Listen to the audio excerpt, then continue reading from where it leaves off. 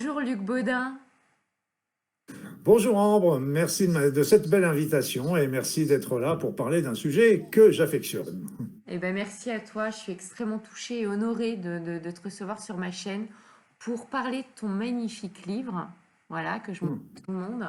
Ce manuel de soins énergétiques pour les animaux. J'ai pris énormément de plaisir à le lire.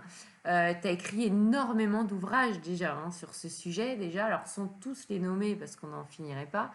Tu as écrit Développer vos talents subtils, harmoniser ses énergies, nettoyage et protection énergétique des lieux et des personnes, l'homme énergétique. Enfin, il y en a énormément sur ce sujet. Tu es vraiment le spécialiste en la matière.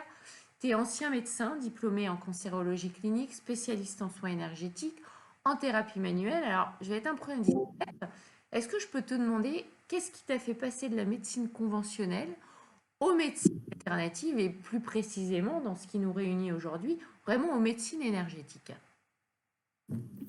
Ben, il y a eu différents éléments qui sont rentrés en ligne de compte. En particulier, lorsque j'ai terminé mes études de médecine, ma mère a fait une importante rechute de son cancer du sein et ça m'a ouvert les yeux. Moi, j'étais interne à ce moment-là, je l'ai piloté dans tous les services et ils ont fait c'est un travail remarquable, je tiens à le dire. Mais seulement, j'ai vu qu'il y avait des lacunes et c'est pour ça que je me suis dit, je vais à ce moment-là essayer de me pencher vers les médecines naturelles complémentaires, je dis bien complémentaires, parce qu'on n'a pas suffisamment d'études pour les étayer, les affirmer en l'opposition ou en alternative avec la médecine conventionnelle.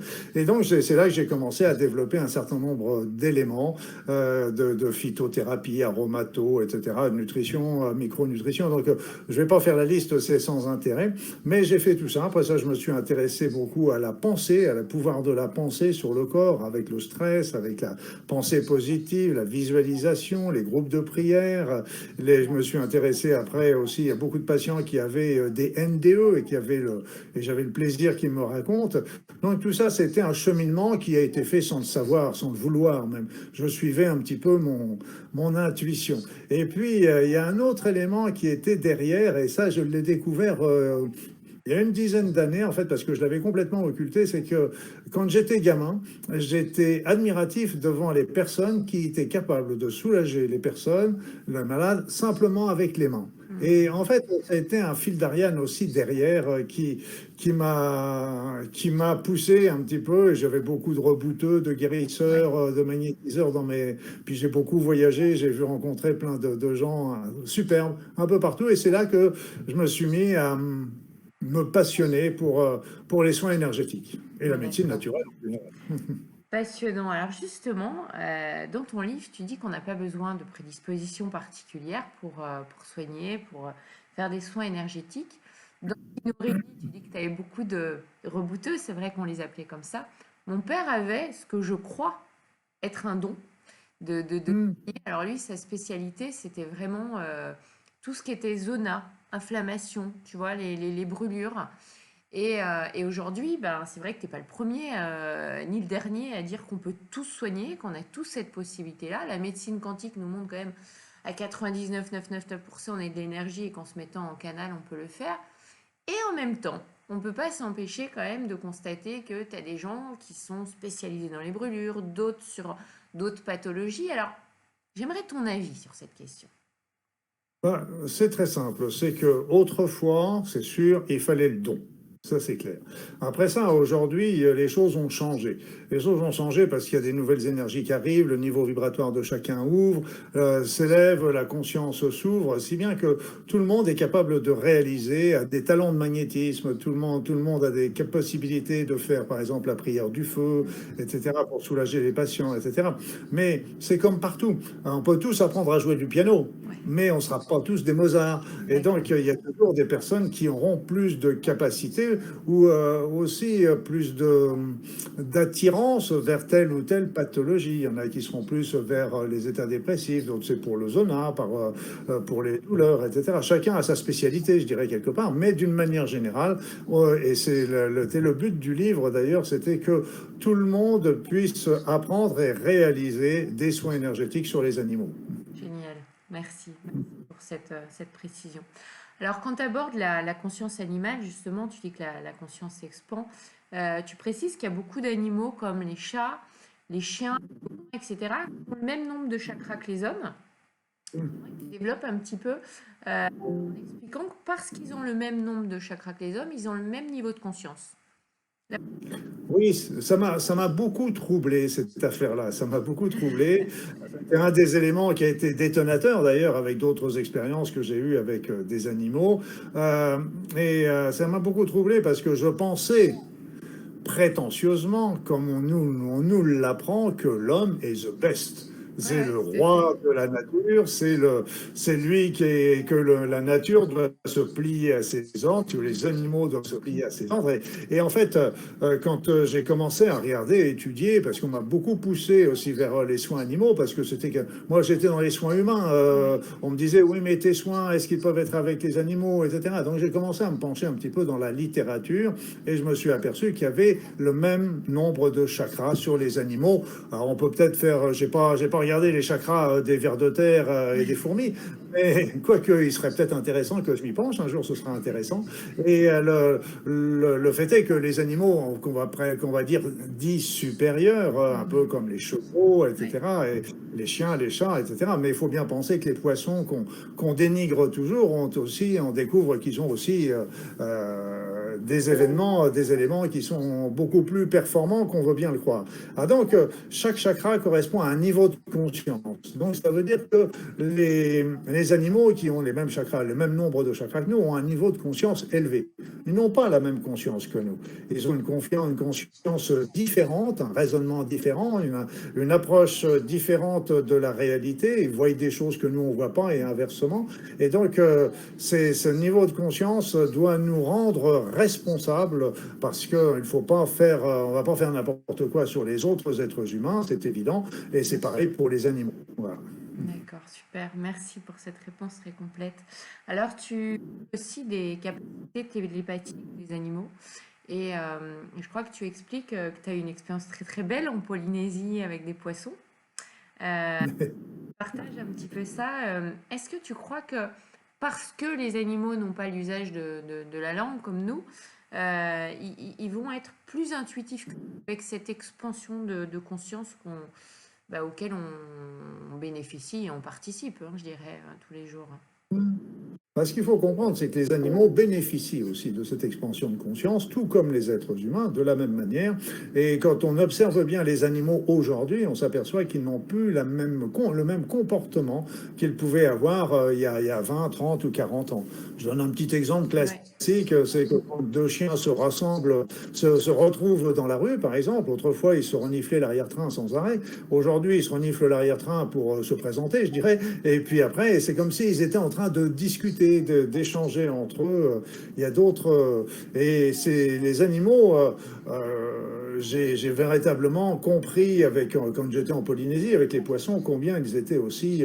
Alors on peut dire télépathes, mais peut-être d'autres expliqueront ça autrement. Mais il n'empêche qu'à l'époque, j'étais en Polynésie et je baignais dans des bancs immenses de poissons, des milliers de poissons. Je dis bien, C'est c'était. rêvé, Je hein. passais je passais des heures dans l'eau, c'était merveilleux. Malheureusement, beaucoup ont disparu aujourd'hui, mais bon, c'est la vie.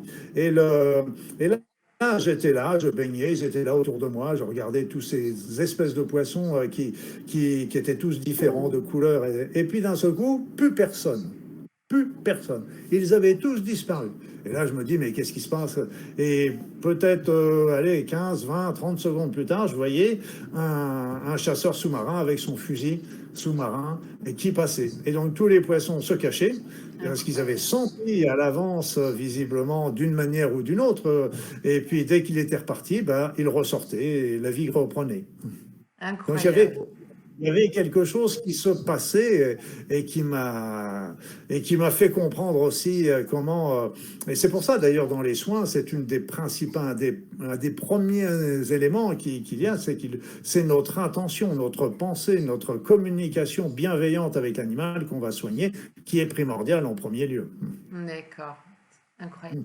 Alors, comment faire la différence, Luc? Tu sais, tu expliques que justement, c'est de rentrer dans la communication animale. Et c'est vrai qu'en ce moment, on voit énormément d'intérêt hein, sur ce sujet de la communication animale. comment faire la différence entre dire je perçois ce que l'animal est en train de penser, de ressentir, etc. Et puis notre mental, notre ego qui nous joue parfois des tours. C'est clair, c'est clair. C'est pas toujours facile. Et puis notre mental, notre imaginaire également, qui va pouvoir apporter certains troubles, certaines informations qui ne sont pas justes. Et c'est vrai que dans la communication animale, il faut déjà quelque part se connecter malgré tout, hein, donc et puis faire le vide.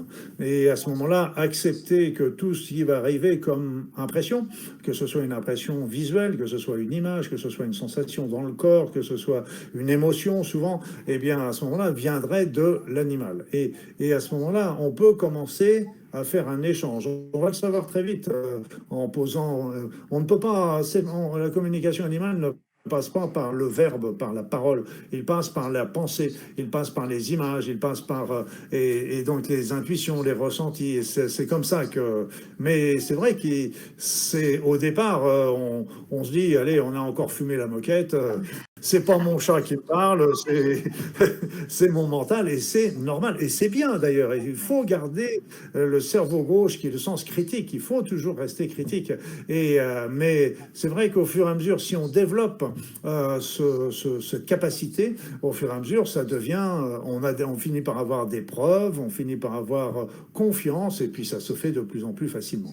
C'est vrai que moi, c'est pas ma spécialité, la communication avec les animaux. Je le fais, mais c'est pas ce que D'accord. j'ai beaucoup plus de facilité à communiquer avec les végétaux, avec les arbres. Voilà, D'accord. c'est comme ça. Ok. Ok. Chacun a sa Encore une spécialité. fois, voilà, exactement, ça rejoint ce qu'on disait tout à l'heure avec les spécialités dans le magnétisme. Alors, il y a quelque chose qui m'a, ouais, que j'ai trouvé très logique, qui m'a amusé, auquel je m'étais jamais posé la question. Tu expliques que très souvent, quand un animal va mal, en réalité, c'est le maître qui va pas bien. Alors moi, en tant que praticienne psychocorporelle, ça m'arrive évidemment d'accompagner des mamans qui m'amènent, alors pas plus tard que la semaine dernière, des bébés ou des petits garçons, des petites filles, et qui me disent, ah, voilà, il va pas bien, et je leur dis, bah, on va travailler sur vous, puis on va voir ce que ça raconte. Et, et finalement, bah, tu dis que c'est la même chose, que quand ça va pas chez un animal, c'est important dans la vie du maître, un élément qu'il faut changer. Est-ce que tu Et es là-dessus? Et oui, oui, c'est vrai pour les enfants également. Il y a une telle fusion avec les parents et les mamans que quand il y a la maman qui va pas, qui est déprimée, qui est angoissée, ça va se transmettre d'une manière inconsciente et involontaire. Et pour les animaux, c'est pareil. J'ai vu très souvent que les animaux se retrouvaient avec un cancer, par exemple, alors que ça devait, que le choc, le problème d'origine provenait surtout du maître. Et c'est comme si que l'animal se chargeait.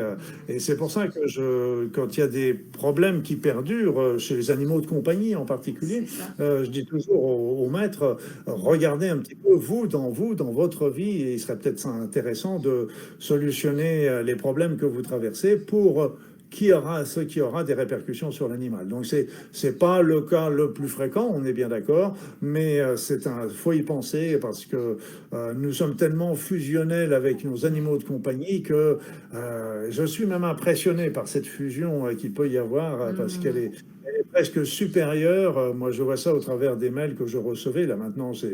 Et autrefois, vous voyez, quand il y avait un problème sur l'animal de compagnie, ça prenait véritablement une ampleur extraordinaire, presque plus que quand c'était un membre de la famille, par exemple. Un Ah, membre mais de la famille, on c'est des membres de la famille, hein. C'est vrai que je dis souvent, quand il y a le départ d'un chien, d'un chat, il y a un deuil à faire, quoi. C'était tout à fait exact, c'est tout à fait exact. Et il reste toujours quelque part dans notre mémoire et dans notre Ouais, accompagnement. Il faut voir tout ce qu'ils peuvent nous apporter, évidemment, tous ces bien animaux. sûr. C'est Alors, si on extraordinaire. parle justement des deuils, et ça m'a fait penser un petit peu ton protocole, sans dévoiler le protocole ici, mais ça m'a fait penser au protocole, tu sais, des petits bonhommes allumettes de Salomé, et même au protocole que l'on utilise, nous, en hypnose, avec des personnes qui ont du mal à faire des deuils affectifs ou des deuils physiques quand ça devient vraiment pathologique. Ben, j'avais pas conscience que pour les animaux aussi. Est-ce que Hmm.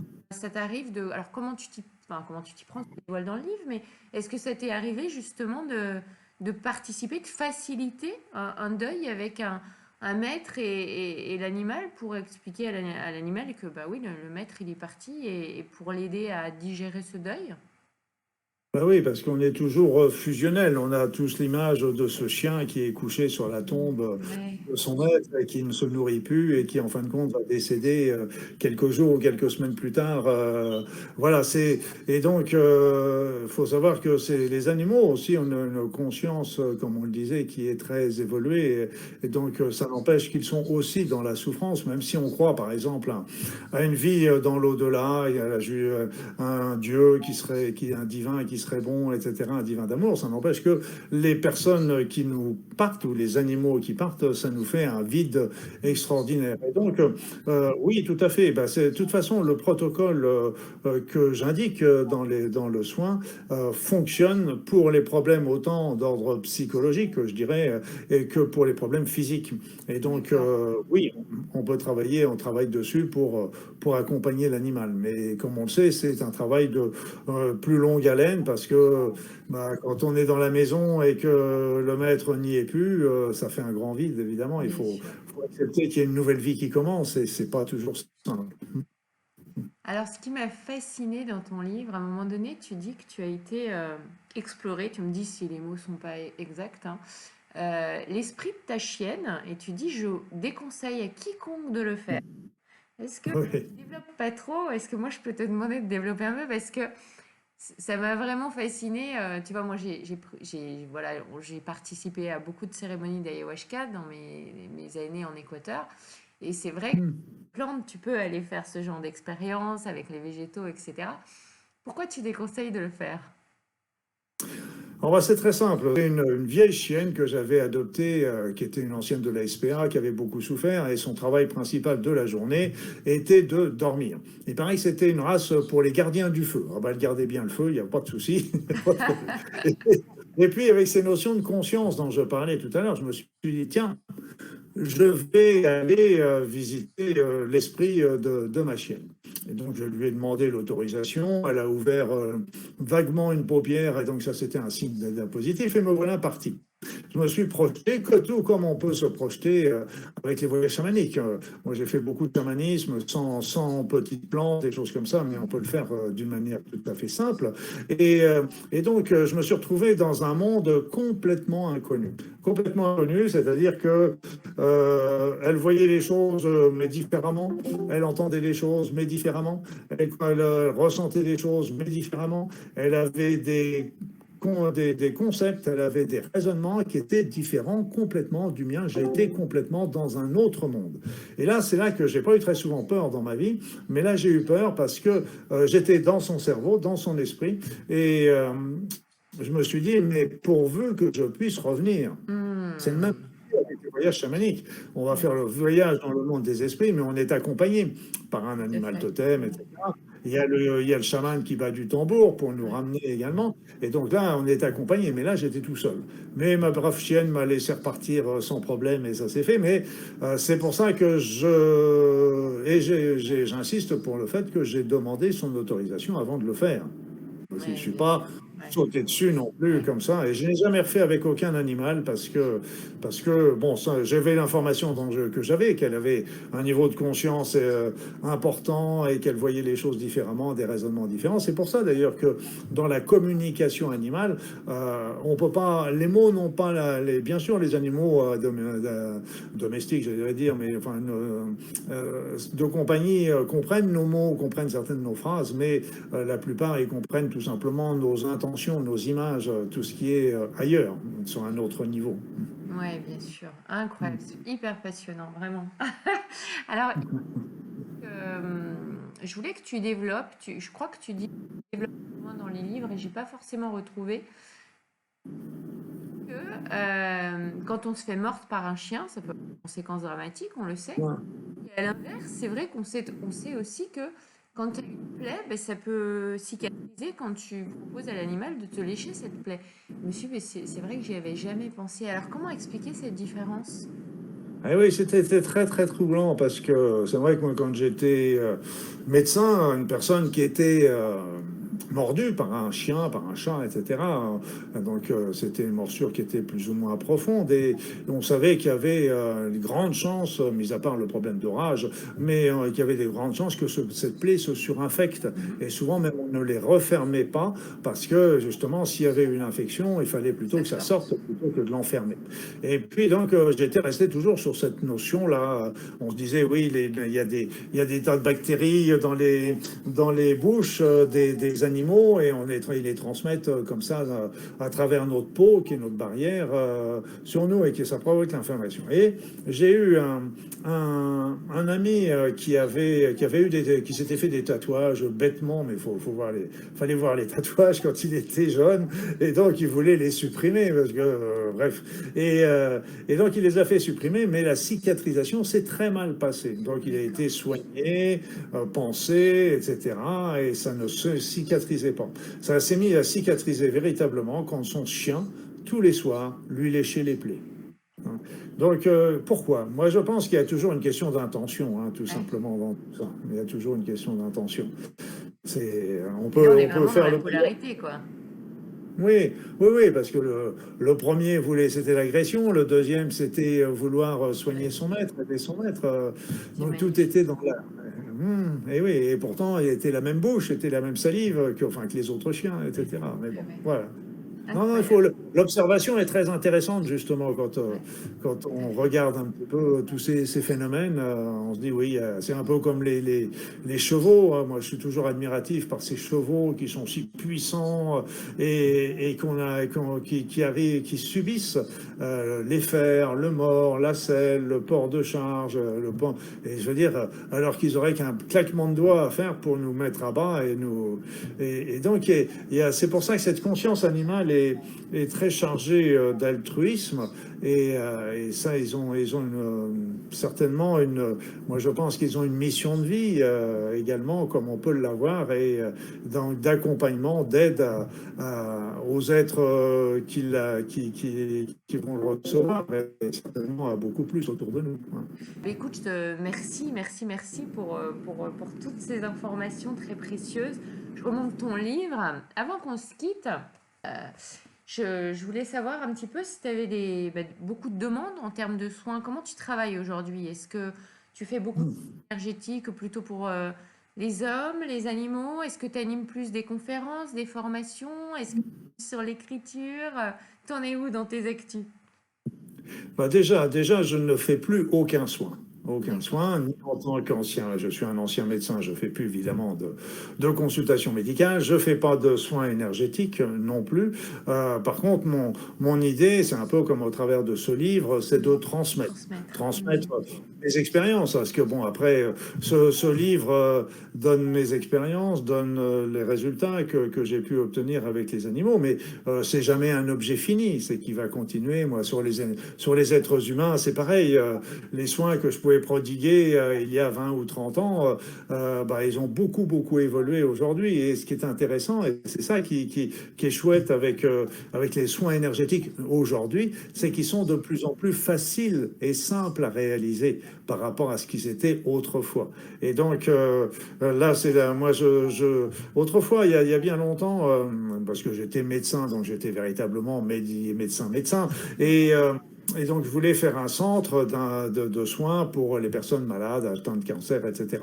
Et donc, en complémentarité des médecines conventionnelles, je tiens toujours à le préciser pour que ce soit bien Mhm. clair.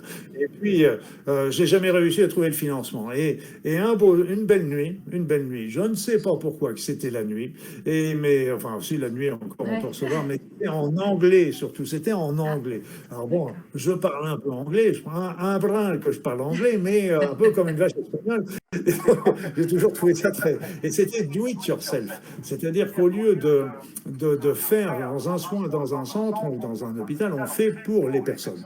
Et là, il y avait le message était donner des outils aux personnes pour qu'elles puissent le faire elles-mêmes. Et ça, c'était différent. C'est un peu comme quand je décris une technique de soin ou une technique avec Ho'oponopono, Aura, etc. On peut soigner un problème, mais c'est un outil qu'on peut utiliser pour beaucoup d'autres éléments. Ça ne remplacera pas les médecins, les vétérinaires, les thérapeutes et les kinés, mais on peut déjà se débrouiller sur beaucoup de choses par rapport à ça. Et d'ailleurs, je tiens à préciser au passage que euh, dans les soins énergétiques, j'insiste toujours, surtout quand c'est un problème important qui perdure, etc., de toujours avoir au préalable un diagnostic vétérinaire.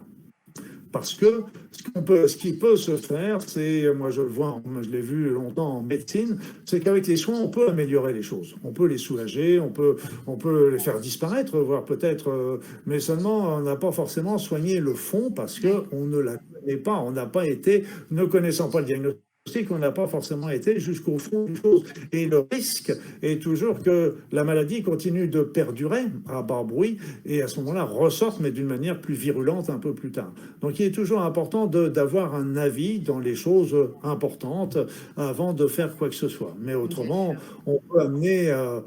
on peut apporter tellement de... Moi, c'était intéressant, je voyais ça avec les animaux. Souvent, ils ne bougent pas quand on fait un soin. Ils restent là. Et on peut faire les soins à distance également.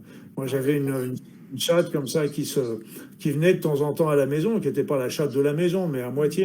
Et puis, je la voyais un jour qui n'était pas très bien et je lui ai fait un soin à distance. Ouais.